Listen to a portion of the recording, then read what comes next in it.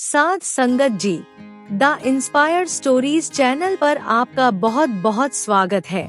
Video शुरू करने से पहले कृपया आप मेरे चैनल को सब्सक्राइब जरूर करें और साथ में बेल आइकन को भी दबा दें ताकि मेरे नए वीडियो का नोटिफिकेशन आपको मिल जाए। और अगर वीडियो अच्छा लगे तो कृपया लाइक, कमेंट और ज्यादा से ज्यादा शेयर करें। अब देर न करते हुए आज की कहानी शुरू करते हैं। साध संगत जी, आज की कहानी भगवान की लाठी में आवाज नहीं होती बहुत ही प्रेरणादायक और सबक देने वाली है। अगर आप भी इस कहानी का पूरा आनंद उठाना चाहते हैं तो कृपया वीडियो में अंत तक बने रहे। अब देर ना करते हुए आज की कहानी शुरू करते हैं।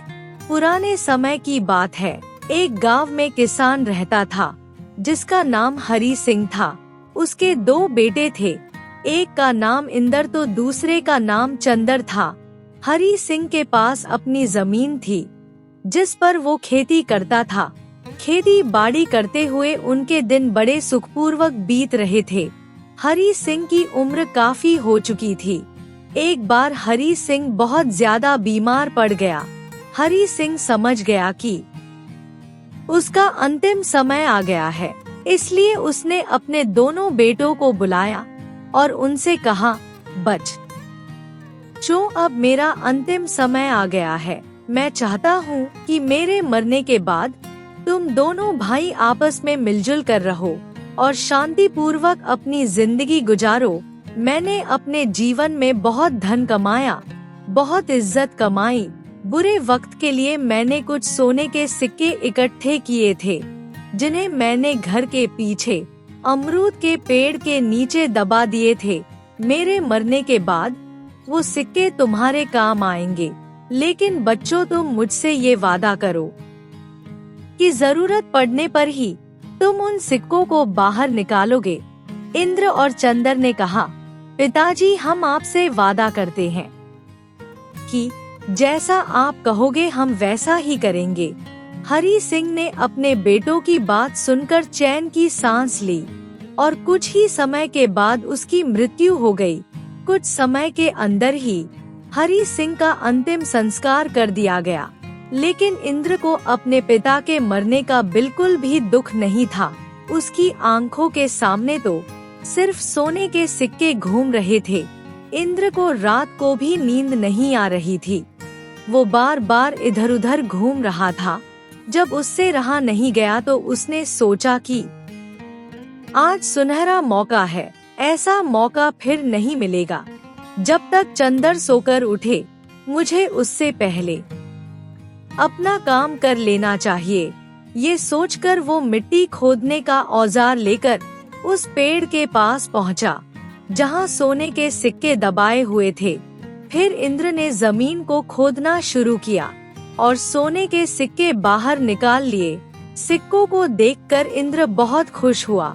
वो सोचने लगा कि अब मुझे कभी किसी चीज की कमी महसूस नहीं होगी।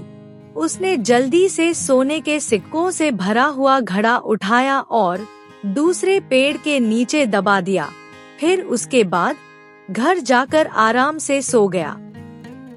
जब सुबह हुई तो चंदर अपने बड़े भाई इंद्र को उठाकर बोला, भैया जल्दी उठो, किसी चोर ने पेड़ के नीचे खोदकर सोने के सिक्के चुरा लिए हैं। इंद्र नाटक करता हुआ चंदर से बोला, क्या फालतू बातें बोल रहा है, चल मैं चलकर देखता हूँ।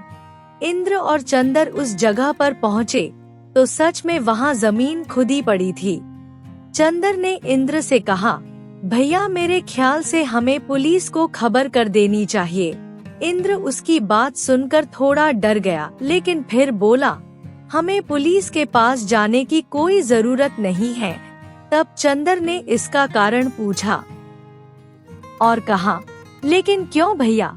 तब इंद्र ने मक्कारी भरे स्वर में कहा, मैं जानता हूँ कि चोर कौन है, किसने सोने के सिक्के चुराए हैं। इंद्र की बात सुनकर चंदर चौंक गया और बोला, भैया क्या आप जानते हैं कि चोर कौन है? इंद्र ने कहा, तो तुम जानना चाहते हो कि चोर कौन है?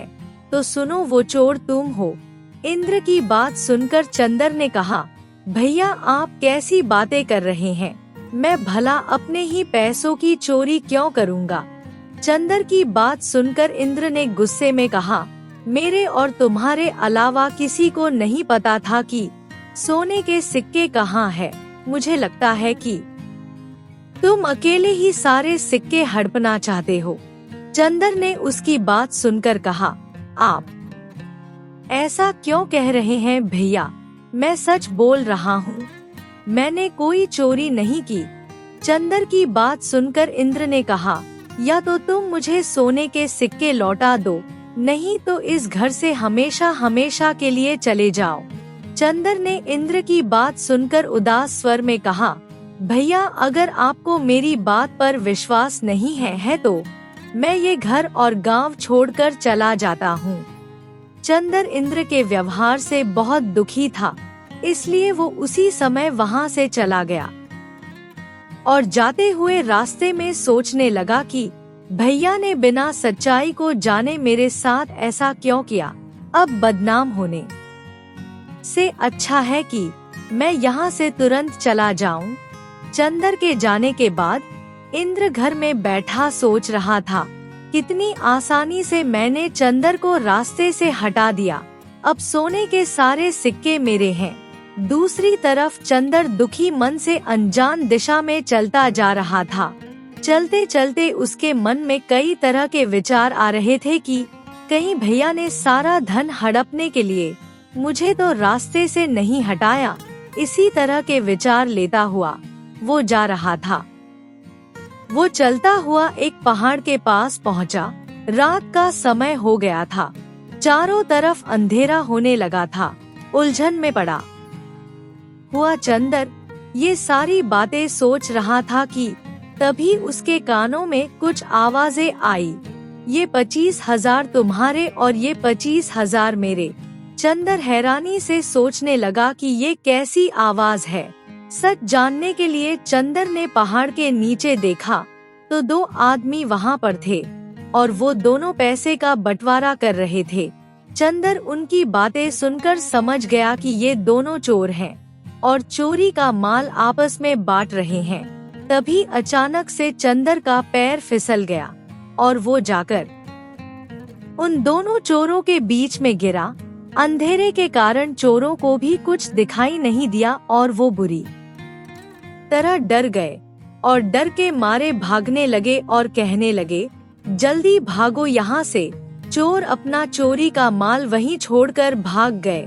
जब चंदर की नजर उनके पैसों पर पड़ी तो वो मन ही मन बहुत खुश हुआ, लेकिन तभी उसके मन में दूसरा विचार आया कि ये सिक्के तो चोरी के हैं, इन्हें साथ ले जाना ठीक नहीं होगा। इन्हें मैं किसी पेड़ के नीचे दबा देता हूँ और जब मुझे इनकी जरूरत होगी तब ले जाऊंगा। ये सोचकर चंदर ने सोने के सिक्के पेड़ के नीचे दबा दिए और फिर वहीं पर सो गया। अगले दिन चंदर सुबह जल्दी उठा और अपने रास्ते पर आगे चल दिया। थोड़ा आगे जाने पर एक और घना जंगल आया। चंदर थोड़ा डर गया लेकिन फिर हिम्मत करके आगे बढ़ने लगा। अभी वो थोड़ी ही दूर गया था कि कुछ चोरों ने उसे घेर लिया। चोरों के सरदार ने उससे कहा, जो कुछ भी तुम्हारे पास है वो हमें दे दो, नहीं तो हम तुम्हें जान से मार देंगे। चंदर ने उनकी बात सुनकर कहा, भैया मैं तो खुद मुसीबत में हूँ, मेरे पास भला धन कहाँ से आएगा।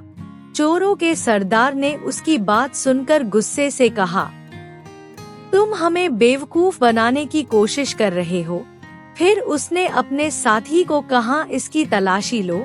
जब उसकी तलाशी ली तो चंदर के पास से कुछ नहीं निकला तो चोरों का सरदार गुस्से से बोला, अगर इसके पास पैसे नहीं है तो कोई बात नहीं, ये हमारे किसी न किसी काम तो आएगा, इसे अपने साथ ले चलो। आज हम देवी की पूजा करने के बाद इसकी बलि देंगे। जैसे ही चंदर ने चोरों के सरदार की ये बात सुनी तो उसके होश उड़ गए। वो सरदार के सामने हाथ पैर जोड़ने लगा। लेकिन उसने चंदर की एक ना सुनी और उसके साथ ही चंदर को उठाकर अपने अड्डे पर ले गए। चंदर सारे रास्ते कोई ना कोई उपाय सोचता रहा। जब वो चोरों के अड्डे पर पहुंचा तो उसे एक उपाय सूझा। उसने सरदार से कहा, अगर तुम मुझे अपने दल में शामिल कर लो तो मैं तुम्हें 50,000 सोने के सिक्कों का पता बता सकता हूँ। जब सरदार ने ये बात सुनी तो उसे लगा कि चंदर अपनी जान बचाने के लिए झूठ बोल रहा है, लेकिन फिर भी उससे कहा, अगर तुम्हारी बात सच निकली तो हम तुम्हें अपने साथ जरूर शामिल कर लेंगे, इसलिए अब जल्दी से हमें सोने के सिक्कों का पता बताओ। चंदर ने चोरों के सरदार की बात सुनकर कहा, सरदार अभी तो रात होने वाली है, इस समय वहाँ जाना उचित नहीं है। सुबह होते ही मैं आप सबको वहाँ ले चलूँगा। चोरों के सरदार ने कहा, ठीक है, लेकिन हमारे साथ कोई धोखेबाजी करने की कोशिश मत करना, वरना तुम्हारे लिए अच्छा नहीं होगा। चंदर ने उसकी बात सुनकर कहा, सरदार आप चिंता मत करो, मैं आपके साथ कोई धोखा नहीं करने वाला। अगले दिन सुबह सुबह चंदर चोरों को उसी जगह पर ले गया जहां पर उसने सोने के सिक्के जमीन में दबाए थे। सरदार ने अपने साथियों को हुक्म दिया कि जमीन को खोदकर सिक्के निकाल लो। सरदार के आदेश पर उसके आदमियों ने जमीन को उसी जगह पर खोदा जहां पर चंदर ने बताया था। थोड़ी देर खोदने के बाद उन्हें सोने के सिक्के मिल गए। सरदार सोने के सिक्कों को देखकर बहुत खुश हुआ। उसने सोने के सिक्कों से भरी हुई थैली को उठाया और वापस अपने अड्डे की तरफ चल पड़े। लेकिन चंदर के दिमाग में कोई और ही योजना चल रही थी। वो सोच रहा था कि एक तरह से तो ये सोने के सिक्के मेरे काम ही आए, इन सिक्कों के कारण ही मेरी जान बच गई। लेकिन अब यही सोने के सिक्के इन चोरों की मौत का कारण भी बनेंगे। इसके बाद चोरों का विश्वास चंदर के प्रति बढ़ गया और उन्होंने चंदर को अपने गिरोह में शामिल कर लिया।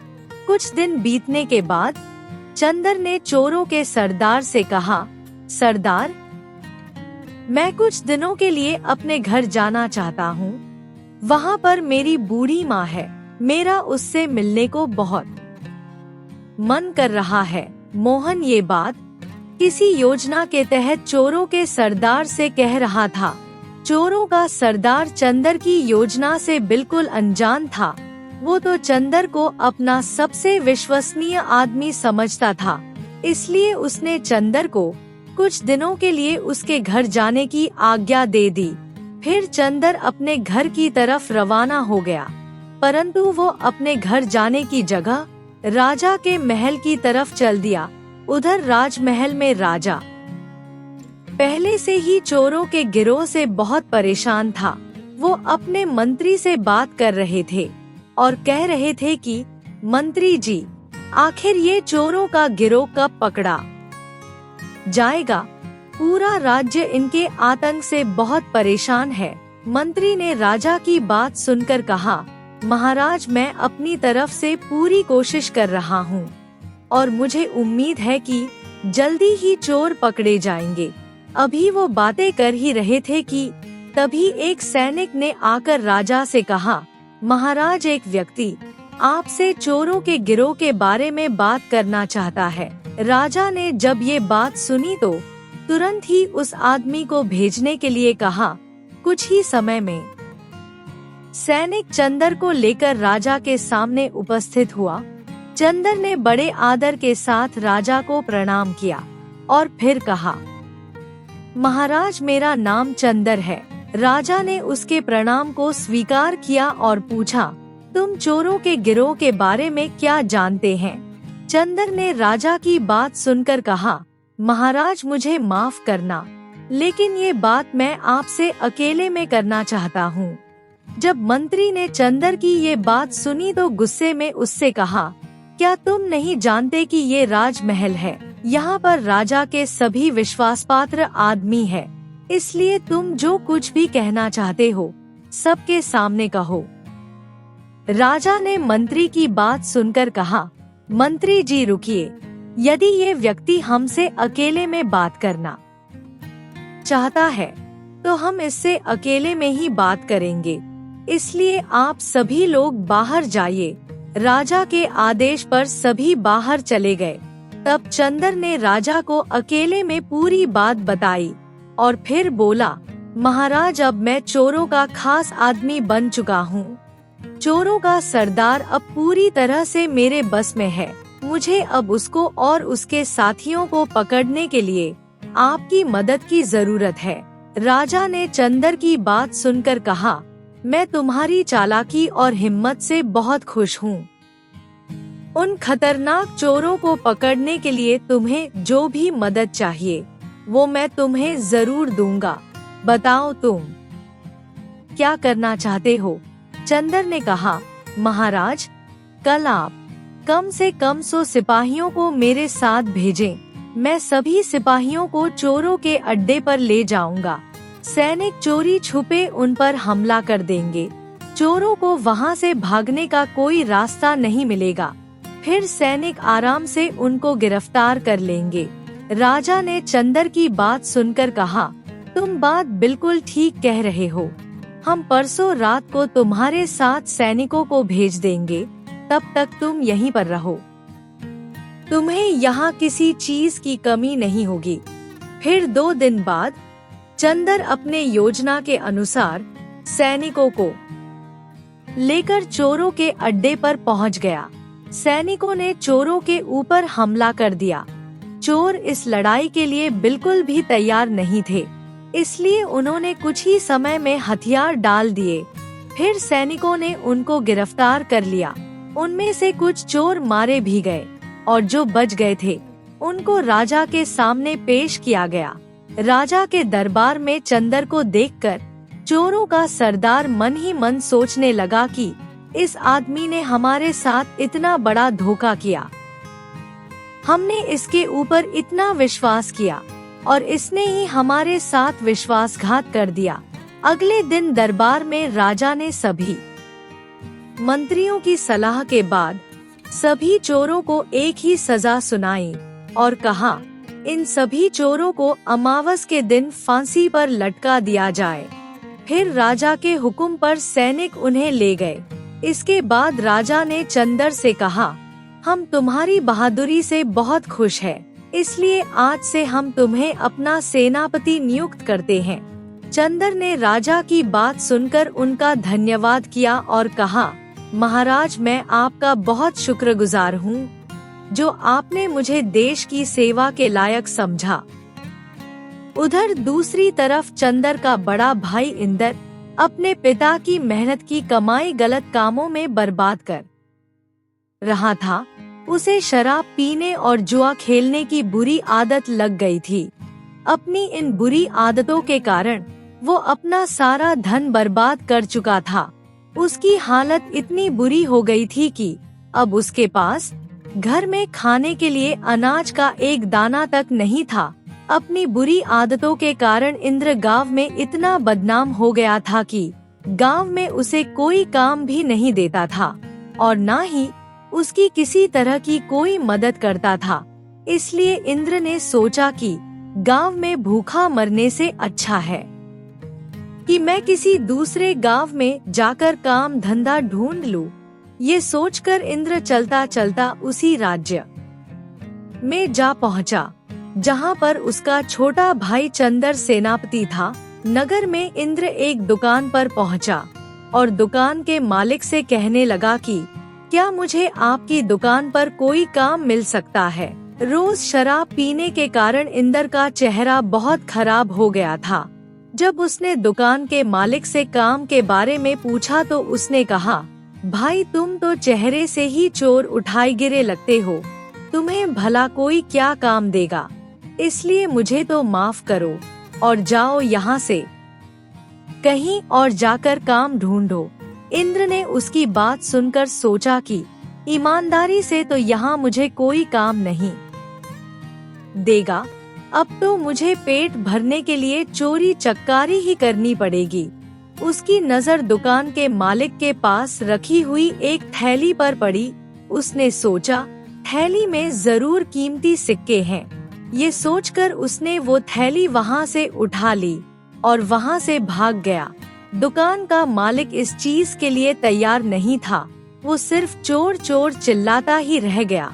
उसकी आवाज सुनकर बाजार के कुछ लोग इंद्र के पीछे भागे, लेकिन उन्हें इंद्र कहीं नहीं मिला। काफी ढूंढने के बाद वो वापस लौट गए। इधर चंदर सेनापति बनने के बाद अपना काम बड़ी ही अच्छी तरह से कर रहा था। एक दिन राजा ने चंदर को बुलाया और कहा, चंदर, तुम बहुत ही समझदार और नेक इंसान हो, इसलिए मैं अपनी बेटी का विवाह तुम्हारे साथ करना चाहता हूँ। क्या तुम्हें इसमें कोई ऐतराज है? चंदर ने ये सुनकर राजा से बड़े प्यार से कहा, महाराज, अगर आपकी यही इच्छा है तो मुझे ये रिश्ता मंजूर है। आप मेरे बड़े हैं, मैं आपको इनकार नहीं कर सकता। कुछ ही दिनों में अच्छा मुहूर्त देखकर राजा ने दोनों का विवाह करवा दिया। अभी चंदर के विवाह को कुछ ही दिन हुए थे। एक दिन राजा ने चंदर को बुलाया और कहा, बेटा, अब मेरी उम्र ज्यादा हो गई है। मेरे से राज्य का काम अच्छी तरह से नहीं होता, इसलिए मेरी इच्छा है कि राज्य की बागडोर भी तुम संभाल लो। चंदर राजा को अपने पिता की तरह मानता था, इसलिए उसने सर झुकाकर राजा का फैसला स्वीकार कर लिया। अगले ही दिन राजा ने पंडित को बुलाकर चंदर का राज तिलक कर दिया। उसके बाद राजा रानी को लेकर तीर्थ यात्रा पर चले गए। चंदर ईमानदारी से राज्य को चलाने लगा। उधर चंदर का बड़ा भाई इंद्र, जो अब बड़ा ही खतरनाक और नामी चोर बन चुका था, सैनिकों ने उसे पकड़ने का बहुत प्रयास किया, लेकिन इंद्र बहुत ही चालाक था। वो उनके हाथ नहीं आया। इंद्र अकेला ही ये काम करता था। वो राज्य में रात को जाकर चोरी करता और चोरी करने के बाद जंगल में जाकर छुप जाता। जंगल में उसमें अपना ठिकाना एक पेड़ की कोटर में बनाया हुआ था। इंद्र भले ही बहुत बड़ा चोर बन गया था, लेकिन वो जानता था कि एक न एक दिन वो पकड़ा जाएगा। इसलिए एक दिन उसने सोचा कि ये छोटी मोटी चोरियां करके मैं कब तक राजा के सैनिकों से बचता रहूंगा। क्यों ना कोई ऐसी तरकीब लगाई जाए कि मुझे बार बार चोरी करने की जरूरत ना पड़े। फिर उसने सोचा, अगर मैं एक बार राजा के खजाने पर हाथ साफ कर दूं तो मुझे दोबारा कभी चोरी करने की जरूरत नहीं पड़ेगी। फिर मैं राजा के महल से चुराया हुआ धन लेकर किसी दूसरे राज्य में चला जाऊंगा और आराम से अपनी जिंदगी बिताऊंगा। ये सोचकर इंद्र अगली ही रात राजा के खजाने की चोरी करने के उद्देश्य से राजमहल के पीछे जा पहुंचा। इंद्र के हाथ में एक बहुत बड़ी रस्सी थी। वो दीवार पर चढ़ने की सोच रहा था और उधर दूसरी तरफ इत्तेफाक से चोर के बारे में सोच सोच कर चंदर को नींद नहीं आ रही थी। इसी परेशानी में चंदर, जो अब राजा बन चुका था, वो महल की छत पर घूम रहा था। जैसे ही इंद्र रस्सी के सहारे छत के ऊपर चढ़ा, वहाँ पर मौजूद चंदर ने उसे देख लिया और अपनी तलवार निकाल ली और उसके साथ ही उसने सिपाहियों को भी आवाज लगाई। कुछ भी क्षणों में सैनिक छत पर पहुँच गए। राजा ने सैनिकों को कहा कि इस चोर को गिरफ्तार कर लो। इंद्र ने वहाँ से भागने की बहुत कोशिश की, लेकिन वो भागने में कामयाब नहीं हो पाया और सैनिकों ने उसे बंदी बना लिया। तभी चंदर की नजर इंद्र पर पड़ी तो वो बोला, तुम तो इंद्र हो, मेरे बड़े भाई हो, लेकिन तुम एक खतरनाक चोर। मैं ये बात सपने में भी नहीं सोच सकता था कि मेरा भाई इतना बड़ा चोर बन जाएगा। चंदर राज्य के प्रति बहुत ही न्यायप्रिय और ईमानदार था। उसने सैनिकों को हुक्म दिया कि इस चोर को ले जाओ और जेल में डाल दो। कल सुबह हम दरबार में इसकी सुनवाई करेंगे। इंद्र को जेल में डाल दिया गया। इंद्र अब मन ही मन पछता रहा था और सोच रहा था कि मेरे बुरे कर्मों ने आज मुझे इतना नीचे गिरा दिया है, जबकि चंदर जिस पर मैंने चोरी का इल्जाम लगाकर घर से निकाल दिया था, अपनी अच्छाई और अच्छे कर्मों की वजह से आज राजा बन गया, और एक मैं जिसके पास सब कुछ था, एक कैदी की तरह जेल में पड़ा हुआ हूँ। उधर चंदर परेशानी की हालत में राजमहल की छत पर टहल रहा था। उसे नींद नहीं आ रही थी, क्योंकि कल का दिन उसके लिए बहुत अहम होने वाला था। कल चंदर की बहुत बड़ी परीक्षा थी। कल उसे न्याय और रिश्ते में से किसी एक को चुनना था। चंदर ये सोचकर चिंतित था कि वो इस परीक्षा में पास होगा भी या नहीं। उसे तो अब ये भी दुख हो रहा था कि उसने राजपाट क्यों संभाला। किसी तरह से वो रात बीती। अगले दिन इंद्र को दरबार में पेश किया गया। चंदर ने उससे कहा, इंद्र, तुम्हारे ऊपर लगाए गए सारे इल्जाम साबित हो चुके हैं। क्या तुम अपनी सफाई में कुछ कहना चाहते हो? इंद्र पहले तो थोड़ी देर चुप रहा, फिर उसने चंदर से कहा, महाराज, मुझ जैसे चोर बेईमान को कठिन से कठिन सजा दे, ताकि मैं कभी जिंदगी में दोबारा ऐसे काम करने के बारे में सोच भी ना सकूं। चंदर ने उसकी बात सुनकर गंभीरता से कहा, ठीक है, हम तुम्हें कुछ ऐसी ही सजा देंगे। फिर चंदर ने सैनिकों आदेश दिया कि इस चोर को ले जाओ और इसका एक हाथ और एक पैर काट दो, और फिर उसके बाद इसे राज्य की सीमा से बाहर छोड़ दिया जाए। चंदर का ये न्याय देखकर उसकी प्रजा और उसके मंत्री सब उसकी तारीफ करने लगे। सैनिकों ने राजा के हुक्म का पालन किया और इंद्र का एक हाथ और पैर काटकर उसे राज्य से निकाल दिया गया। जब इंद्र राज्य छोड़कर जा रहा था, तभी उसके सामने चंदर आ गया। चंदर को देखकर इंद्र ने कहा, महाराज, काश आपने मेरा हाथ और पैर काटने की जगह मुझे मौत की सजा दी होती तो मेरे लिए अच्छा होता, लेकिन आपने तो मुझे भिखारी की तरह तड़प तड़प कर मरने के लिए छोड़ दिया। इंद्र की बात सुनकर चंदर की आंखों में आंसू आ गए। वो बोला, जब मैंने दरबार में फैसला सुनाया तो उस समय मैं एक राजा था, लेकिन अब आपके सामने राजा नहीं बल्कि आपका छोटा भाई चंदर खड़ा है।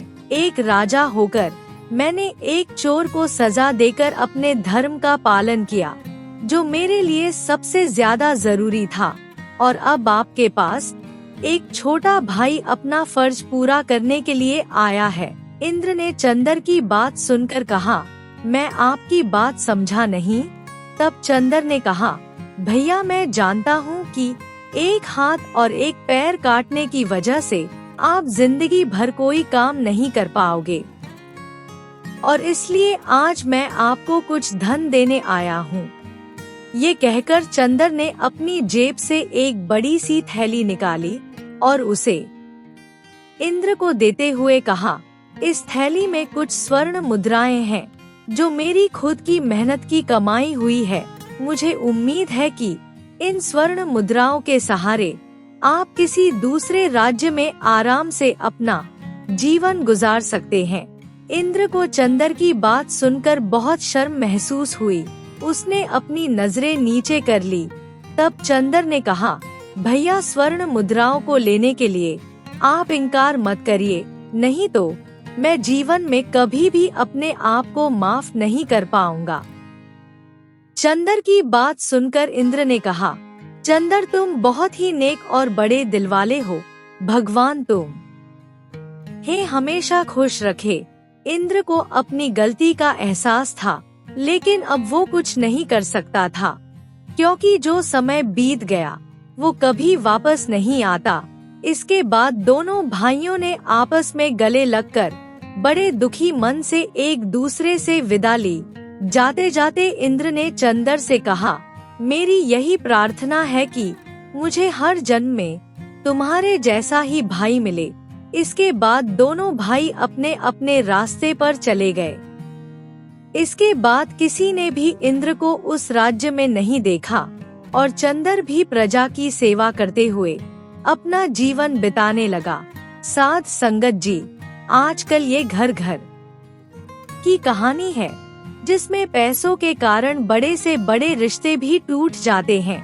पैसों के लिए मनुष्य भाई भाई का दुश्मन हो जाता है, लेकिन वो ये भूल जाता है कि भगवान सब देख रहा है और भगवान एक न एक दिन सबका हिसाब करता है। परमात्मा की लाठी में आवाज नहीं होती, लेकिन वो पड़ती बड़े जोर से है। इस कहानी से सबक लेते हुए हमें कभी भी किसी के साथ बेईमानी या धोखेबाजी नहीं करनी चाहिए, क्योंकि दुनिया में हर चीज का हिसाब होता है। इसलिए जब हमने हिसाब ही देना है तो फिर ऐसा काम ही क्यों करें। साध संगत जी, अगर आपको ये कहानी अच्छी लगी हो तो कृपया लाइक, कमेंट और शेयर जरूर करें। आपके प्यार और स्नेह के लिए बहुत बहुत धन्यवाद।